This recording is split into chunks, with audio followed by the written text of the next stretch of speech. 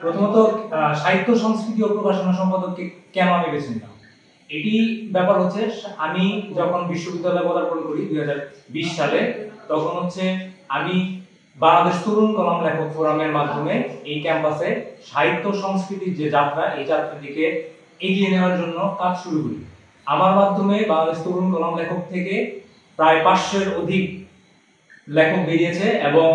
এই লেখকরা এখন বিভিন্ন সেক্টরে কাজ করে যাচ্ছে এবং বিভিন্নভাবে আমি তাদের মাধ্যমে আমার সাংস্কৃতিক যে অগ্রযাত্রা সেটিকে এগিয়ে নিয়ে যাচ্ছি। প্যানেল বেছে না নিয়ে স্বতন্ত্র হিসেবে কেন আমি এই নির্বাচনে অংশগ্রহণ করছি, সেটির একটি মূল কারণ হচ্ছে যে আমি মনে করি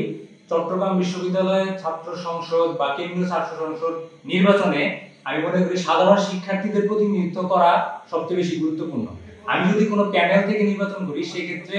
আমার ওই নির্দিষ্ট প্যানেল বা নির্দিষ্ট দলের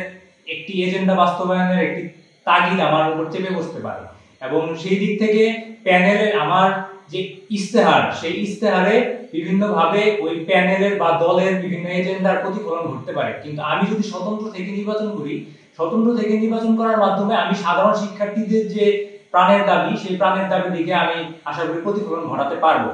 এবং বিগত সময়ে আমি বাংলাদেশ তরুণ কলম লেখক ফোরাম সহ হাল প্রাইজ এবং রোটারি ক্লাব অফ চিটাগাং রেইনবোর মতো সংগঠনে দায়িত্ব পালন করেছি, লেখালেখি করেছি এবং ক্যাম্পাসে বিভিন্ন ধরনের